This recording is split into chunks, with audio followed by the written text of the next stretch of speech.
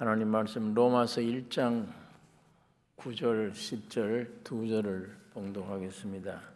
내가 그의 아들의 복음 안에서 내 심령으로 섬기는 하나님이 나의 증인이 되시거니와 항상 내 기도에 쉬지 않고 너희를 말하며 어떠하든지 이제 하나님의 뜻 안에서 너희에게로 나아갈 좋은 길 얻기를 구하노라.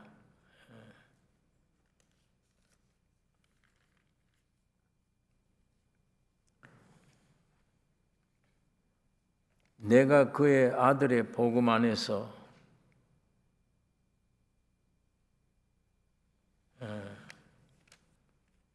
내가 그의 아들의 복음 안에서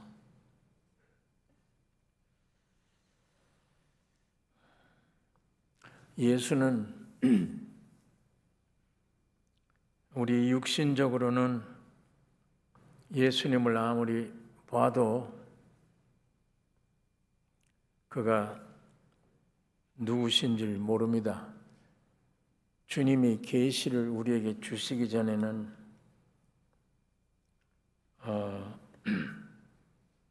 알 수가 없는 것입니다. 이 성경은 우리 기독교는 계시의 종교이기 때문에 성령으로 우리에게 계시해 주지 않으면 육적으로는 성경을 많이 아무리 알아도 실제가 되지를 않아요. 지식으로만 끝나버립니다. 사도 바울이 예수 그리스도를 핍박했습니다. 하나님은 보이지 않는 하나님이 절대적인 하나님 한 분이에요. 영이신 하나님인데 어떻게 30세 된 청년 네가 하나님이라고 그러냐? 도저히 믿을 수도 없고 신성 모독이에요. 거룩한 하나님을 모독한 행위다. 아마 지금 예수님의 인격이 우리 속에 와 계시면 우리가 하나님의 아들이에요. 그래서 하나님을 아버지라고 그러는 겁니다. 그런데 내가 집에 가서 이웃에 가서 내가 하나님 아들이다. 그러면 사람들은 우리를 정신 이상자로 볼 겁니다. 저게 왜 하나님의 아들이라고 하느냐? 그 안에 신비스럽게 되어진 것을 알 수가 없는 것입니다. 사도 바울이 이렇게 예수님을 부인하고 하나님은 절대 영이신 하나님, 홀로 하나님 한 분뿐인데 어떻게 네가 하나님이라고 하느냐? 그러던 바울이 예수 믿는 사람들을 잡아 죽이기 위해서 가다가 다메섹에서 성령의 계시를 받은 겁니다.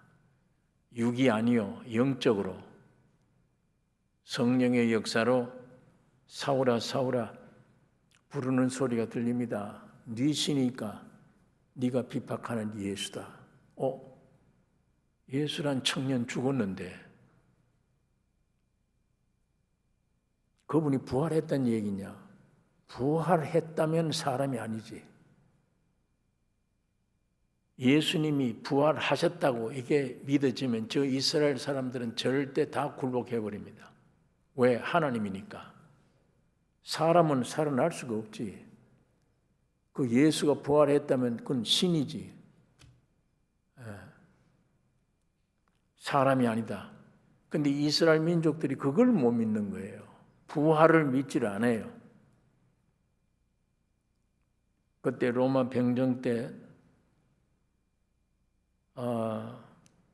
우리가 잠자는 사이에 예수님을 시체를 제자들이 가져갔다. 그걸 믿고 있는 것이지. 절대자 하나님의 영이신 한 분인데 어떻게 그 초라하게 생긴 청년이 내가 하나님이다. 그걸 어떻게 믿어요? 사람은 절대 믿을 수 없는 거예요. 지금도 이 성경 지식은 우리 머리 가운데 꽉 알고 있는데 다 예수가 하나님의 아들이시다. 우리 죄를 위해 죽으셨다. 이거 알고 있지만 그 알고 있는 지식이 나에게 생명이 못 돼요. 이 말씀 안에 언젠가 계시로 말미암아 내 영으로 그것이 보여져야 영으로 그래야 우리 속에 예수가 하나님이시다, 이거 믿어질 될 것인데, 바울이 이렇게 주님을 영적으로 만난 이후에 내가 핍박했던 그 예수가 하나님이시구나. 그래서 내가 그의 아들의 복음 안에서 이런 말을 할 수 있는 겁니다. 내가 그의 아들의 복음 안에서.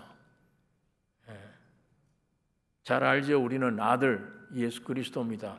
그를 복음이라고 그래요. 기쁜 소식이라. 내 모든 죄를 용서해 주시고 내 이 더러운 나를 죽여 주시고 내 안에 새 생명으로 오신 분 하나님, 그게 복음이요, 기쁜 소식이에요. 바울이 노력한 적이 없어요. 하나님이 우리에게 주신 은혜예요. 자, 이건 사도 바울의 목만 아니에요. 바울이 이 얘기를 하는 것은 우리들 보고 얘기하는 겁니다. 하나님의 아들이 복음, 너희들이 복음이다,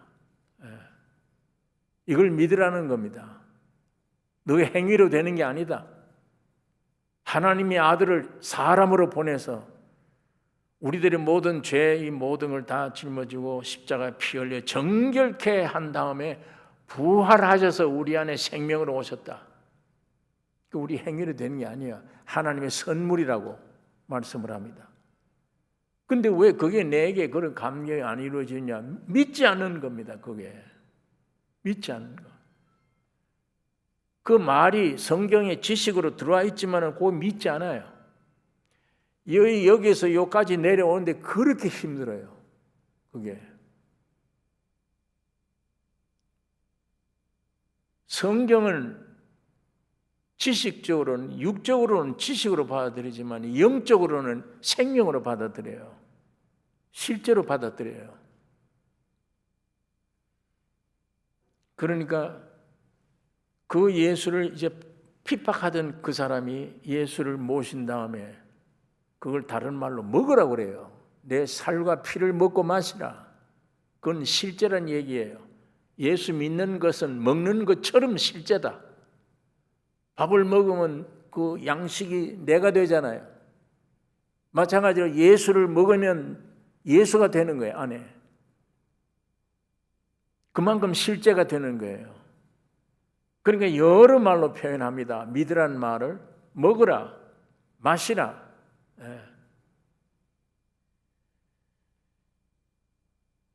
바울은 예수를 먹었습니다. 내 영과 예수님이 일체가 됐어요. 내 영 안에 하나님의 영이 들어왔을 때 이게 분리가 될 수가 없어요. 하나가 되어버린 거예요. 이 안에 예수가 내가 됐고 내가 예수가 된 겁니다. 하나가 됐어요. 이건 분리가 안 돼요. 그러니까 예수를 실제로 먹은 거예요. 어떤 면은 내가 예수며 예수가 되어버린 거며 내가 하나님의 아들이 되어버린 겁니다. 하나님 밀이 땅에 떨어져 죽으면 많은 열매 맺는다. 그 땅에 심은 밀알과 열매가 똑같아요. 성분은. 그게 사도 바울이 예수를 모셨어요. 예수를 먹어봤어요. 말씀이 육신이 되어 오신 아들 안에 은혜와 진리가 충만하더라. 요한이 그 예수를 보니까 은혜와 진리가 충만하더라. 그 은혜란 말은 하나님이 여러 과정을 거쳐서 사람 속에 들어오는 걸 은혜라고 그래요. 그래서 사도 바울은 그리스도의 십자가로 구속함을 얻은 것입니다. 내가 그리스도의 십자가와 함께 죽었나니 이제 사는 것은 내가 아니요 내 안에 그리스도가 삶이라. 내가 그리스도와 함께 십자가에 못 박혀 죽었나니. 죽었으면 없어졌죠. 오늘 내 안에 염려 근심이 계속 일어납니다. 눈 뜨자마자 염려 근심, 이게 심하면 눈 뜨기를 두려워해요. 성경에도 그런 말이 있어요. 경험하잖아요. 고민이 심한 고민을 많이 할 때 차라리 오늘 잤을 때 영원히 잤으면 좋겠다. 내가 눈을 안 떴으면 좋겠다. 이상하게 그런 경험들을 인생들은 다 해요. 누구나.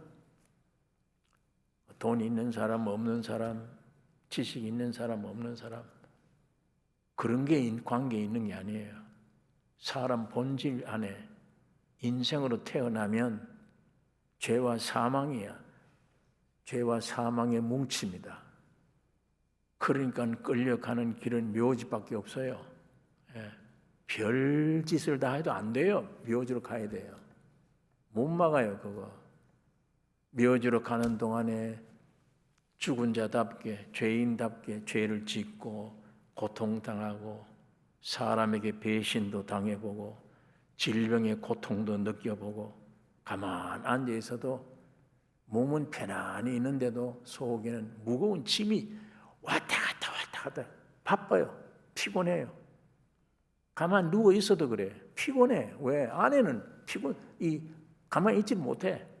염려, 근심, 걱정, 시기, 질투 이런 존재잖아요. 나는 안 그렇다. 난 내 인생은 안 그렇다. 그런 사람 있습니까? 그 복잡한 나라고 하는 이 문제투성이 이게 십자가에 죽여 없어졌다. 그 얼마나 복된 소식이에요. 이 선악과 따먹고 더러워지고 죄와 사망 가운데는 내가 이 염려, 근심, 걱정하는 이거 내가 죽었다. 죽어 없어졌다. 그 얼마나 편안해요. 여기 그 말입니다. 여러분이 그렇게 죽으면 영권 자살하면 지옥이에요. 하나님의 아들 사람으로 보내서 여러분은 그대로 두고 그 안에 염려, 근심, 걱정하는 그 사람을 뽑아서 예수님이 짊어지고 십자가에 죽은 겁니다. 없애버려요. 여러분을 그대로 둔 채 여러분 안에 있는 실상을, 죄와 사망을 예수의 몸에 다 짊어지게 해서 하나님이 죄 없는 그분에게 죄인을 만들었어요. 여러분과 나의 모든 죄, 염려, 근심, 걱정, 무거운 짐을 예수에게다 다 짊어지고 무서운 죄인이 돼서 죽인 겁니다. 죄가 다 빼버려서 죄를 여러분 안에. 그러니까 여러분 깨끗해요. 그래서 부활하셔서 깨끗한 여러분 안에 생명으로 들어가는 겁니다. 주인으로 들어가세요. 이게 기독교예요. 그게 이루어지는 게 신앙입니다. 그 다음부터 생활이 신앙생활이에요. 기독교가 부패해버리면 그렇게 되어지지 않는데 이 몸이 와서 예수 따라가려고 그래.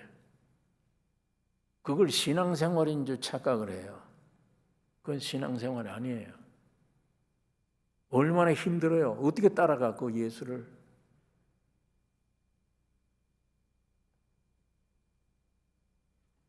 깜깜한 방에 전기 탁 들어가면 어두움을 누가 이걸 물리친다고 돌아다니고 해요. 빛이 켜지면 즉시 밝아져요. 다 알잖아요, 다. 예수의 십자가의 죽음과 부활된 그 사실이 성령의 빛으로 여러분 심령 안에 비출 때, 안 믿어지는 게 믿어지네. 내가 예수 함께 죽었네. 예수가 피 흘릴 때 내 죄가 사해졌네. 그렇게 되기를 갈망을 하고 믿습니다 해도 안 되던 것이 순간적으로 실제가 됐다. 사해졌구나. 용서됐구나. 노래가 없어요. 순간적으로. 그 진리가 어느 역사할 때는 길 가다가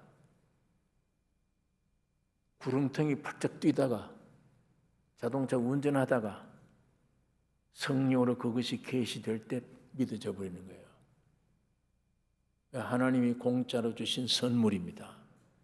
그걸 갈망하는 자에게 주시는 선물이에요. 사도 바울은 그리스도의 생명으로 거듭나서 다시 태어났어요. 그리스도가 주인이세요. 내가 나의 주인이기 때문에 그래 늘 염려하고 고통이 자꾸 나오는 거예요. 이렇게 하면 안 되지, 이렇게 해야지. 왜 염려 근심? 왜 그래요? 내가 주인이니까. 그러나 내가 죽어버렸다, 바울처럼. 내 안에 예수가 주인이다. 왜 고통해요, 내가? 전혀. 어린애가 고통합니까? 갓난애가? 안 해요. 누가 해야 돼요? 그 어린아이를 위한 고통을 부모가 해야 되잖아요. 내 안에 계신 주님이 하면 했지 내가 왜 해요? 내 아버지가 하시지.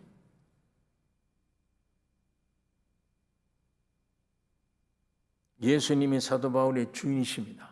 예수님이 사도 바울의 생명이 되어 들어가신 거예요. 그래서 죽으나 사나 나는 그리스도의 것이다. 이런 말을 한 거예요. 교회마다 다니면서 갈라디아 교회, 고린도 교회, 에베소 교회 다니면서 그때마다 예수를 먹었던 거, 예수의 생명을 그렇게 표현하는 거예요. 바울은 아들의 복음 안에서 새 피조물이 되었습니다. 아들의 복음 안에서. 자, 이렇게 구원 얻으면 사도 바울은 아들의 복음으로 인해서 하나님을 내 심령으로 섬기게 됐다. 이렇게 얘기를 합니다. 여기 9절에 내가 그의 아들의 복음 안에서 내 심령으로 섬기는 하나님. 구원 얻어버리면 하나님을 섬기는 사람이 돼요. 구원 얻으면 누구든지. 여기 그 말이에요. 바울이 내가 그의 아들의 복음 안에서 믿었더니 그 복음 안에서 내 심령으로 섬기게 됐다. 하나님을. 여기에 섬긴다는 말이 라트리오란 헬라 원문이 우리 한국말로 번역하면 제사 드린다, 예배 드린다, 중보자가 된다 이런 뜻입니다. 여러분과 내가 확실히 주님을 모시고 구원 얻어버리면 제사 드리는 사람이 돼요. 예배 드리는 자가 됩니다. 구약시대 예배 위에는 항상 하나님의 축복이 임했어. 예배 없는 곳에는 하나님의 축복이 없어요. 예배 위에 축복이 임해. 이스라엘 민족들에게. 그래서 아들의 복음, 다시 말하면 십자가의 구속으로 인해 전 인격을 지배하는 영이 살아나요. 이건 믿어지는 순간에 죽었던 영이 살아나 버려요.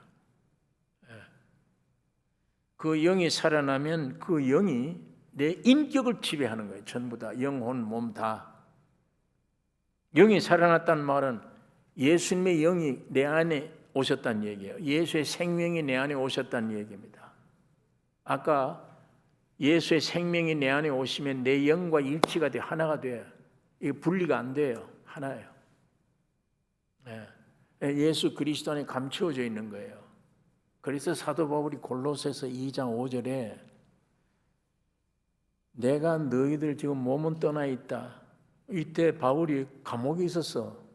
육신은 감옥에 있었는데 내가 너희를 몸은 떠나 있으나 영은 너희와 함께 있다. 그래서 내가 너희들 행한 거 다 알고 있다. 사도 바울이 골로새 교회에 편지할 때 그 신비스러운 비밀을 얘기하는 거예요. 몸은 내가 멀리 떠나 있으나 영은 너희와 함께 있다. 왜? 생명은 동체야. 예수 하나야. 골로새 3장에는 보니까 구원 얻으면 우리의 영이 하나님의 생명 영과 더불어 하나님 안에 감추어져 있어. 그래 있다가 주님 재림 때 나타난다. 함께 온다. 자, 그런 말씀들이 있습니다. 이렇게 아들의 복음, 십자가의 죽음과 부활을 믿음으로 내 전 인격을 지배하는 영이 살아나면 이게 심령으로 한 말입니다. 영으로 예배자가 돼요. 하나님께 제사 드리는 자가 됩니다. 예배 드린다, 하나님께 제사 드린다 하는 이것은 내 안에 영이 예수가 와 계시면 그 예수의 영으로 표현한다 그 말이에요. 예배라는 이 생명을 표현하는 겁니다. 하나님은 그 예배만 받으세요. 다른 제물은 안 받으세요. 내 안에 있는 이 생명이 누구냐? 예수잖아요. 예수. 하나님이 받으시는 건 예수님만 받으세요. 그 하나님께 드리는 겁니다. 그것이 예배요. 제사 드리는 거며 그리스도의 생명을 온 땅에 공급해 주는 자가 돼요. 이것이 사람 창조의 목적입니다. 여러분 나를 창조한 거예요. 흙으로 만드셔서 하나님이 흙으로 만드실 때 모양과 형상이에요. 누구? 예수 그리스도라는 씨앗이 내게 뿌려지면 예수 그리스도의 씨앗이 내 안에 뿌려지면 그 예수 그리스도의 형상과 모양이야. 내가 하나님께 지음 받을 때 그런 모양으로 지어졌어. 하나님의 씨가 떨어지면 하나님을 나타내는 형상, 모양. 하나님이 창세기에 우리들의 형상, 우리들의 모양으로 사람 만들자. 그 사람이 누구예요? 예수의 생명을 표현하는 형상과 모양이에요. 그렇게 존귀하게 지음받은 여러분들입니다. 그렇게 존귀하게 지음받은 여러분 안에 누구 형상, 누구 모양으로 자꾸 나타내요? 지금 죄의 형상이잖아요. 사탄의 형상, 사탄의 모양, 그거 자꾸 나타내잖아요. 주님이 나를 창조하신 분입니다. 십자가에서 또 구속까지 해주신 분이에요. 이분이 절대자요, 영원한 의사예요. 대의사. 우리 영육을 다 치유하시는 의사예요.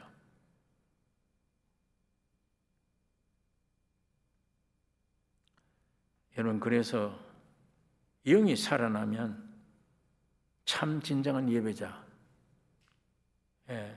제사 드리는 자, 하나님의 생명을 온 땅에 공급해 주는 자가 되는 겁니다. 그것을 여기 말씀하고 있어요.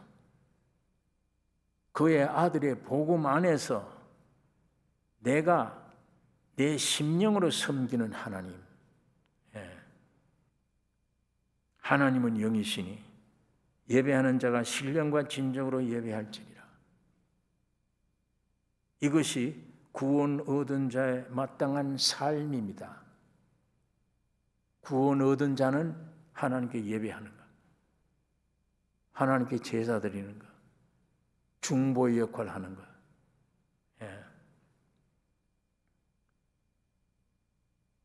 그 예배가 우리를 충족하게 만들어요. 지금 예수님이 보좌 우편에 대제사장으로 계세요. 누구의 힘을 주냐? 예배하는 자에게.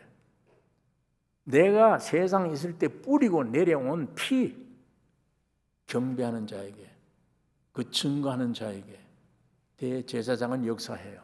지금 이스라엘 민족이 애굽에서 해방 얻었어요. 구원 얻었어요. 구원 얻기 전에 하나님이 모세를 통해서 저 애굽에 있는 내 백성을 해방시키라. 가라. 바로 왕 앞에 가서 모세가 히브리인의 하나님이 우리에게 나타나셨은즉 우리가 사흘 길쯤 광야에 가서 우리 하나님 여호와께 희생을 드리려 하오니 가기를 허락하소서. 이렇게 말합니다. 구원시켜주는 목적이 뭐냐? 광야에 가서 여호와께 희생한다. 예배드린다는 얘기예요. 제사 드린다는 얘기예요. 구원의 목적은 제사 드리는 겁니다. 예. 자, 그런데 이제 하나님이 이스라엘 민족을 구원해 냈어요. 구원해 내서 시내산에 왔어. 그때 구원 얻은 이후에 시내산에서 십계명 받기 전에 출애굽기 19장 5절 6절에 이런 말을 합니다. 너희가 내 말을 잘 듣고 내 언약을 지키면 너희는 열국 중에서 내 소유가 되겠고, 내 소유. 너희가 내게 대하여 제사장 나라가 되어 거룩한 백성이 되리라. 제사장 나라가 된대요. 구원 얻은 이스라엘 민족 보고 너희가 내 말 지키면 내 소유야. 내 소유될 뿐 아니라 제사장 나라가 된다. 구원시키는 목적이 뭐냐? 제사예요. 예배예요, 예배. 제사. 그러므로 이스라엘 안에서 제사장 제도를 주신 거예요. 대제사장, 제사장. 대제사장의 역할이 뭐예요? 대제사장의 역할이 하나님과 사람이 중보 역할을 하는 거예요. 그게 제일 큰 문제잖아요. 하나님을 떠나온 게 저주받은 인생이기 때문에 하나님과 사람이 하나 되게 하는 거.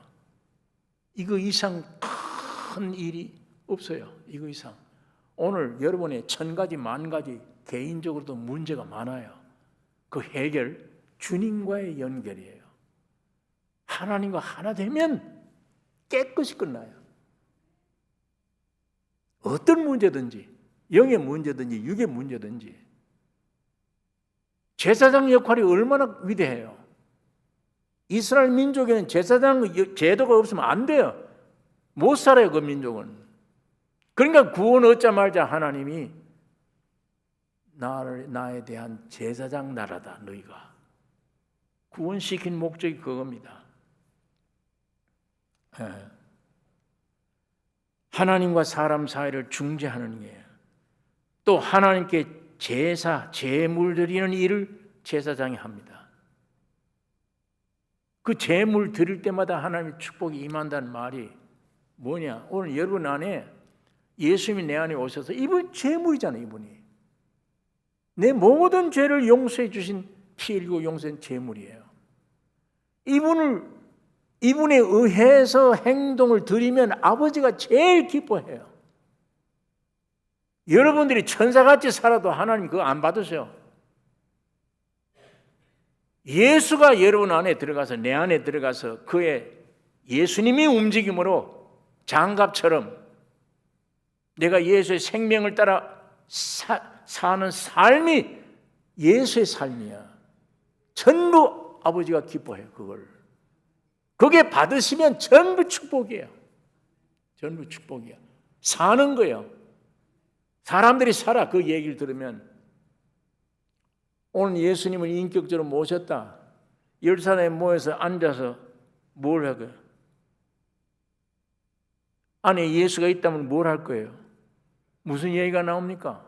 예수의 생명이 나와요. 내 안에 나올 거 없어. 난 이미 죽어버렸는데, 없는데. 내 안에 사는 예수야. 예수님이 이런 말 저런 말 생명이 10사람 환경을 통해서 각자 구원의 생명이 흘러나오면 그게 천국입니다. 은혜 위에 은혜가 덮여져요. 모든 문제가 해결돼요. 어떤 종류의 문제든지 그 안에 해결. 이게 교회야. 이게 천국의 지상에서의 모습이에요. 창세기 18장에 보면 하나님이 육신적으로 내려오셔서 천사 둘 데리고, 그리고 믿음의 조상인 아브라함 천막에 나타나는 거예요. 아브라함이 가만 보니까 저기 세 사람이 오는데, 하늘나라의 사자들이구나.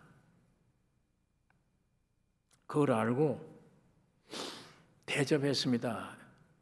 짐승을 잡아 준비하고 대접을 했는데 나중에 그 중에 한 분은 하나님이세요. 두 분은 천사예요. 이 천사는 소돔 고모라로 내려가고 한 분은 아브라함이 함께 대화를 나누고 있었다. 그게 창세기 18장에 보면 나와요. 그때 뭐라고 했냐? 아브라함에게 부르신 조상, 부름받은 아브라함에게 뭐라고 얘기했냐?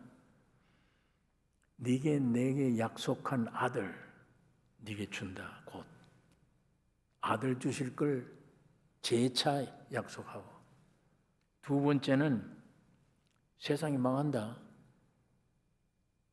천사가 둘 내려갔지 소돔 고모라 망한다 세상. 여러분 그때에 아브라함은 중보자가 되게 만들었습니다. 하나님이. 조카 생각이 나는 거예요. 50명이 의인이 있으면 그래도 망하겠습니까? 50명이 그 성이 있으면 안 망하지. 40명은요 안 망하지. 30명은요 안 망하지. 얼마까지 내려가요? 10명까지.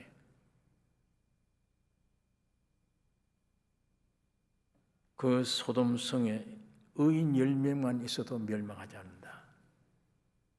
이게 뭘 얘기합니까? 아브라함이 중매자가 된 거예요. 자기 조카를 위해서. 중보자. 이게 예배, 제사 드리는 한 뜻입니다. 오늘 여러분 나도 중매자가 돼야 돼. 중도자가. 하나님이 사람이 되어 오셨어요. 하나님이 사람 속에 들어오도록, 사람이 하나님 속에 들어가도록 중매 역할을 한 거예요.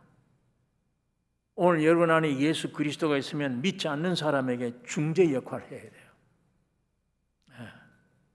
사람의 죄를 다 용서해 주신 주님을, 하나님이 신 사람을 엮어서 중재 역할을 해 주셔야 될 것이 교회예요. 구원 얻은 사람들입니다.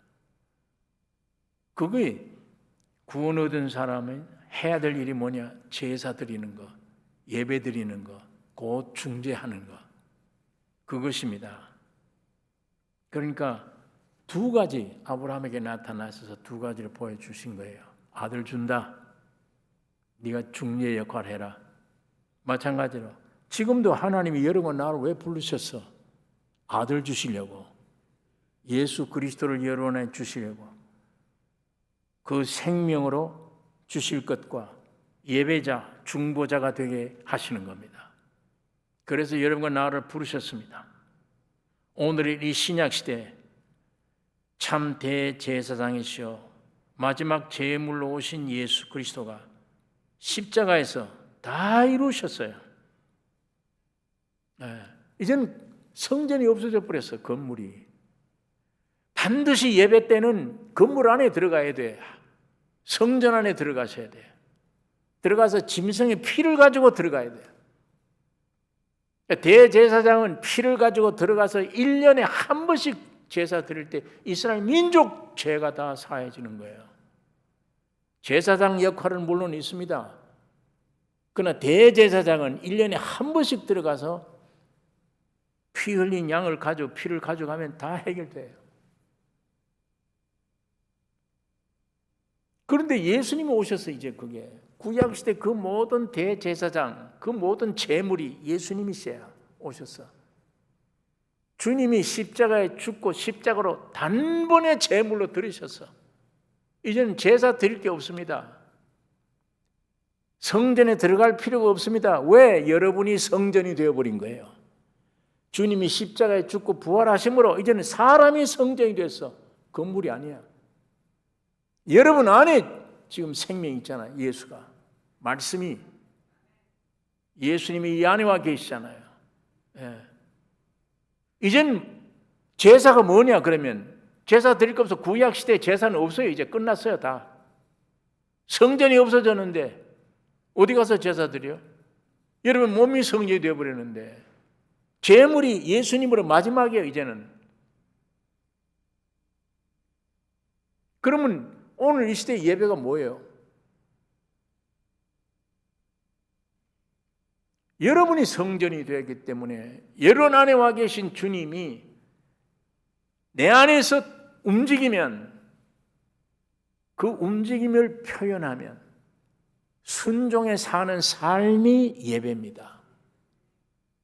그 삶이 하나님께 제사 드리는 거예요.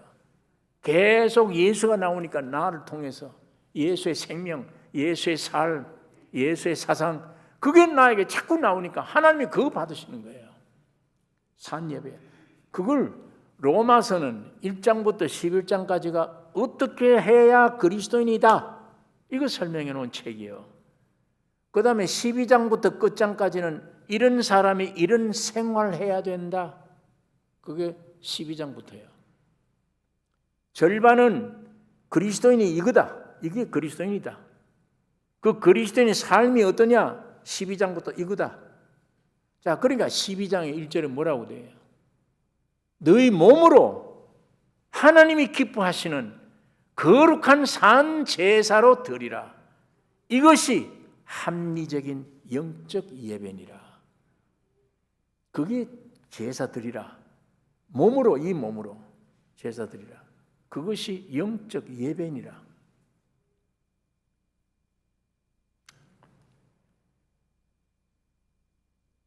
여러분이 우상 섬기는 사람들 제사 드리는 거 보면요, 비슷한 게 많아요. 뭘 잔뜩 차려놓죠. 거 가서 밥도 한 숟갈 떠서 놓고 술도 놓고 절을 하고 조상이 와서 먹고 간다는 거예요. 조상이 와서 먹고 가긴 뭘 먹고 가요? 지들이 다 먹지. 그래, 그 절하면서 그 제사 드리면 된다. 그 성경 귀신에게 하는 것이다. 이런 식의 예배가 아니에요. 구약 시대 비슷한 이런 시대의 신약 시대 예배가 그 예배가 아니에요. 오늘 주일날 1시간 순서를 다 이걸 예배라고 생각해요. 순서를 잘 만들어 놓고 그거 진행하는 1시간이 그 순서가 하나님께 올라간다. 그게 육적인 관념의 예배관입니다. 하나님 그거 안 받으세요. 네. 거기다 또 이제 가운을, 큰 가운을 입어야 돼요.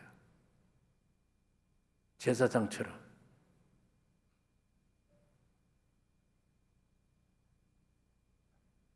예수님이 십자가 죽고 부활하신 이후부터는 교회에 그런 예배 의식을 주신 일이 없어요. 칼빈 장로교를 만든 사람이 야, 이렇게 예배하는 게 좋겠다 해서 순서 만들어 놓은 거예요. 감리교 창의자, 이렇게 예배하는 게 좋겠다. 각 교파마다 예배 의식이 달라요. 그 하나님께 올라가는 예배인 줄 알기 때문에. 서울의 어떤 큰 교회, 제가 추수감사절을 봤는데요, 이 강당이 굉장히, 교회가 크다 보니까 강당이 굉장히 넓어요. 근데 거기에 추수감사절로 호박, 감, 고구마, 뭐 열매가 꽉 찼어요. 얼마나 갖다 놨는지. 그게 하나님께 이제 바치는 거예요. 감사제 드리는데. 육적으로는 야, 하나님 이걸 받으시고 기뻐하시겠지, 그렇게 생각하지. 그런 예배관 빨리 벗어나야 됩니다. 이 종교 의식에. 그 제사 드릴 때에 그 뭘 많이 갖다 놓잖아요. 근데 요즘은 또 그것도 면을 들여가서 뭘 떡하고 싫으니까 프라시트 가지고 가짜로 만들어요. 그것도 구워주는 데가 있어 대야를 해줘. 돈 얼마 내면 제사상을 차려줘요. 예? 먹지도 못하고 귀신이 오다가 야, 이거 봐라, 순 가짜 같다 이거다 갖다는. 귀신도 더 잘 알 거 아니에요. 그래도 거기에 절하고 하면은 우리 조상들이 우리를 보호해서 잘 축복해 주실 것이다. 이게 얼마나 어리석은 일들입니까? 구약시대 비슷한 이런 형태의 오늘 예배를 그런 식으로 보면 안 돼요. 주일날 모이는 게 그런 식으로 모인다? 아니에요. 그렇게 하면 이 순서 안 올라갑니다. 만일 주일날 1시간이라면 매일 해야지. 하나님 예배 드리려면 그러면 매일. 왜 일주일에 한 번씩 해요? 매일도 아니야. 24시간 매 해야지. 그렇게.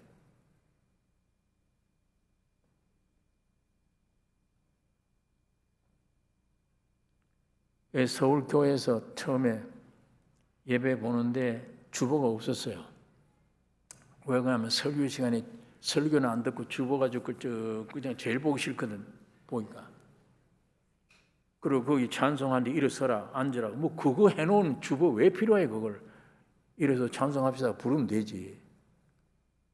그 다음에 그 뒤에는 얼마 모였다, 헌금이 얼마 나왔다 그거 자랑하는 교세. 차라리 예배 마치고 돌아갈 때 일주일 집에 가서 필요한 주보가 필요해요. 오늘 설교 그거다 다 실어주고 성경 공부 착착착 진행하고 우리 교회 안에 꼭 기도해 줘야 될 문제를 다 해주고 예배 마치고 돌아갈 때 일주일 동안 집에서 필요한 주보 그건 필요하지만은 예배 순서 이거 왜 필요해요? 그런데 그거 없다고 목사님 이 교회 주보 좀 한다고요. 우리 주보 없어요. 그랬더니 이단인가? 이상하네. 그런 거 없어도 이단 취급해요. 이미 사람들이 거리에 짜려버렸어요. 그게. 참 고등 미신적인 겁니다. 기독교 안에 고등 미신. 오늘 우리가 자주 모여요. 자주 모이는 거는 생명을 가진 사람들이 함께 교제하는 겁니다. 나는 사업 때문에, 나는 질병 때문에 각각 문제가 있어. 그 안에 주님이 어떻게 해결해 줬다. 주님을 찬양한다. 이 감정 털어놓으면 전부 은혜를 받아요. 다. 사방에 듣고 은혜 받고 함께 찬양하고 자 내일부터 세상에 나가 살 때 작전 계획 짜자. 이런 말씀 나누고 말씀 듣고 나누고 그러기 위해서 모이는 겁니다. 구약시대처럼 예배 드리기 위한 거 아니에요. 매일 드려야 됩니다. 예배는 산 예배가 내 안에 계신 성령을 따라 순종한 생활. 그게 하나님 받으시는 예배예요. 그게 매일 드려야지. 일주일에 한 번씩 하면 됩니까? 매일 드려야지.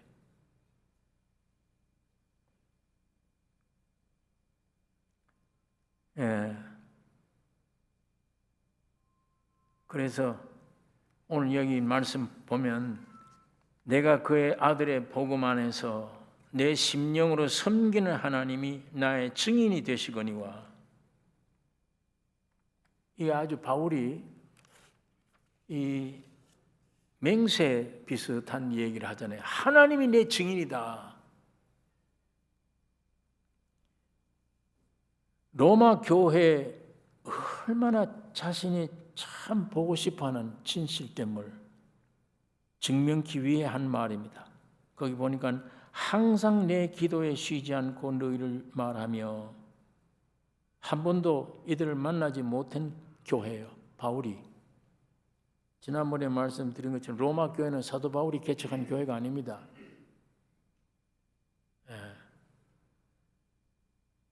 그런데도 그 교회 나와 똑같은 예수를 믿음으로 받았다는 이 소식 때문에 그게 제일 큰 일이니까 그 소식 때문에 그 교회를 그렇게 가고 싶어 한 거예요.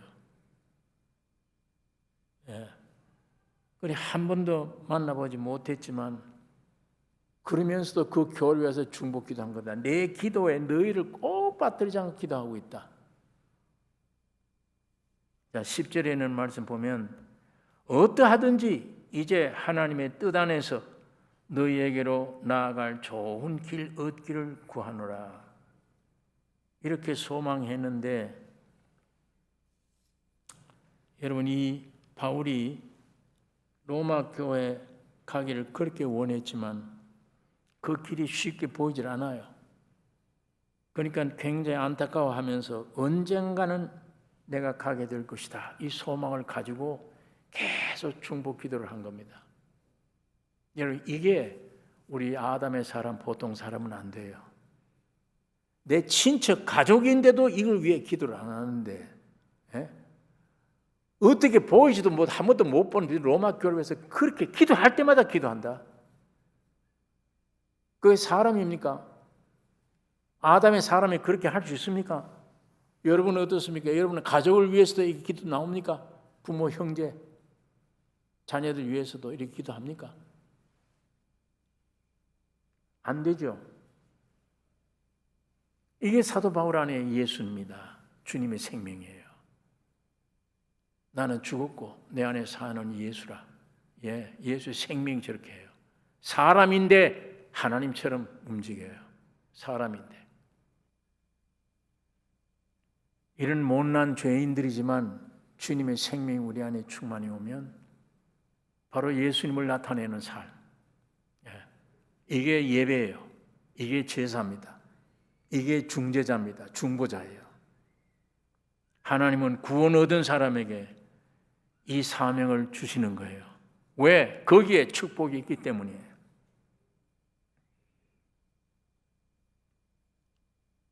결국 바울은 하나님의 섭리와 주권적인 인도에 따라 내가 자신을 주께 맡기고 주님의 뜻에 순종하겠다는 걸 표현합니다. 여기에 내가 너희를 쉬지 않고 너희를 말하며 어떠하든지 이제 하나님의 뜻 안에서 너희에게로 나아갈 좋은 길 얻기를 구하노라. 참 눈물 나죠.